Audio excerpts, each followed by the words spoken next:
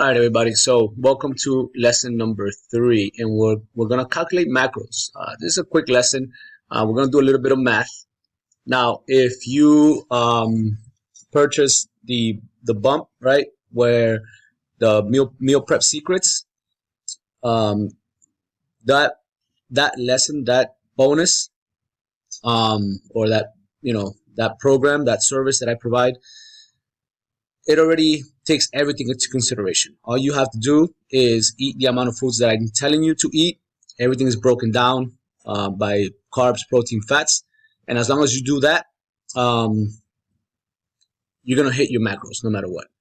But let's talk about macros, right? So, because some people want to figure out how to calculate macros, and I'm gonna explain to you how I go about it. So let's talk about the three main macros: proteins, carbs, and fats. So when it comes to protein, right, you're going to eat 1 gram, right, of complete protein. Okay, there's a big difference between complete and incomplete, and you're gonna see all these influencers saying like, how broccoli has more protein than meat per gram per ounce. Again, it doesn't matter. Even if it's true, it doesn't matter because broccoli is an incomplete protein. So it makes no difference. And so you got to have a complete protein. So for vegans, you guys have to mix different types of foods to get your complete protein. If you're not a vegan, you can have egg whites, chicken, any type of meat. Meat usually has complete proteins. Okay, so you figure that out depending on what the current lifestyle is. But again, you want to have 1 gram of complete protein per pound of ideal body weight. So for the previous example, right, my client, she's 145 pounds. So she needs to have 145 grams of 145 grams of protein. So we're going to put here. This is like, I believe this is lesson 3, right? And this was lesson 2.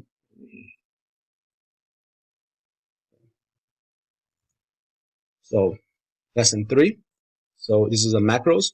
So protein for my client example is 145 grams. That's her ideal weight.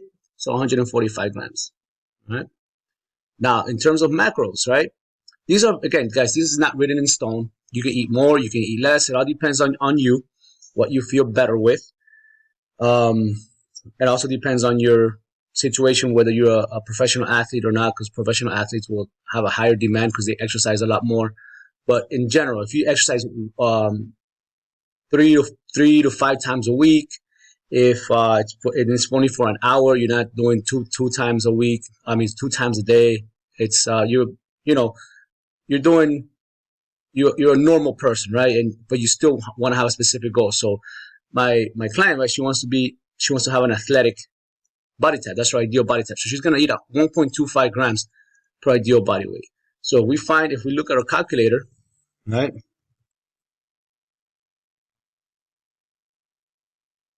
What's going on over here? Sorry guys, sometimes my computer is really slow. Right, so calculator, and we're gonna go 145 times 1.25. Right? So she's gonna eat about 181. So let's say 180 grams of carbs. You don't have to be perfect, okay? There's no such thing as perfection. It's just going with it, right? So 180 grams. So carbs, it's gonna be 180 grams. Right? Now, if she wanted an athletic muscular body type, right? Then she would eat 1.5 times her body weight. So it would be like 145 times 1.5. Then she would be eating about 220 grams of carbs. That would be her goal. Okay, but again, she's not. So she's gonna eat 1.25, and then the last thing we're gonna do is we're gonna calculate the fats. So for fats, we get our calculator, right? So grams of protein. Right, so this is what we said. So we got 180 plus 145, right? So it's grams of protein plus grams of carbs. So 180 plus 145, right? Whoops. 180 plus 145, right? Times 4, right? That's 1,300 calories. So we're gonna go here to lesson 3, right? So these are the fat macros calculations. Right, so for step 1, right, we did 145 plus 180, right, times 4, that equals 1,300. Okay, so 1,300. So we're gonna get 1,300 calories, right, from this information right here, right? But then we're gonna subtract the ideal calorie intake minus those 1,300. That's gonna give us how many fat calories we can eat. So our ideal calorie, right? Our ideal, right? So then we're gonna go here. Our ideal BMR is 1479, right? So 1479 minus 1,300, right? So this is what we got here. So minus 1,300,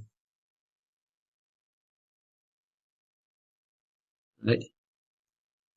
That's gonna give us how many fat calories we're gonna eat. So 1479 minus 1,300 equals 179. So that's how many fat calories we can afford to eat. Okay. In terms of macros, guys, in terms of macros. Right? And then in step 2, we're going to get that 179. We're going to divide that by 9 because there's 9 calories per gram of fat. Okay. What does that equal? 179 divided by 9. So you eat 20 grams of fat. Okay. So in summary, right? The carb macro. So here you go. So 145 grams of protein, 180 grams of carbs, and 20 grams of fats. So when you eat, right, and when you log your food into MyFitnessPal, everything you're gonna eat, and you go down and you scroll down to your macros, right, or your nutrition profile, and you go to macros. At the end of the day, all the food that you eat should give you these macros or something similar, right? And for the most part, usually I always say the first thing you want to do is hit your macros. This isn't the number one thing. And because food has some foods have proteins and carbs, say like vegetables and fruits have both proteins and carbs. Again, the proteins are incomplete, but they have protein. So when you do MyFitnessPal, this number right here, the protein macros might show up very high, like 200, but that's okay, right? That's perfectly fine. And as long as you're about, I would say for the sake of like using a logging app, you want to be about maybe 1.5 times, whatever this is, depending on how much fruit you eat. But you want to be, you want to hit at the very minimum this number, okay? And then the carbs, right? You're gonna most of the time it's gonna show up a little lower because again, when you're eating fruits, when you're eating vegetables, grains, they have protein. So let's say for example, 100 grams of rice, 90% of the calories are gonna come from a specific carbs, right? Sugars, but it might have like 10% protein, so you're not getting a full 100% carbs. So it's gonna get reflected on your MyFitnessPal, on your tracking app. It's gonna be reflected a little bit lower. So again, this is something that you're gonna play with, okay?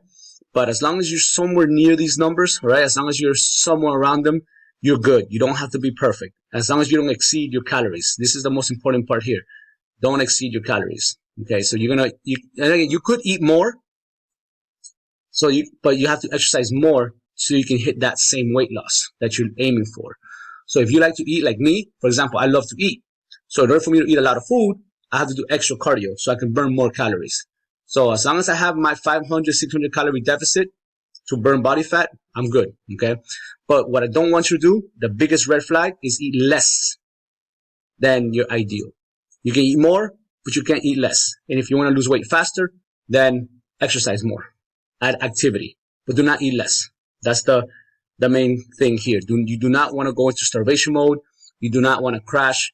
and then yo-yo yourself back to where you started, or worse, because when you yo-yo, what happens? You lose muscle mass, you decrease your metabolism, you increase your body fat, you become unhealthy, your hormones go out of whack, then you have hormonal issues, bunch of bad news. So again, guys, this was lesson 3. I hope you enjoyed it, and we're gonna go ahead and move on to lesson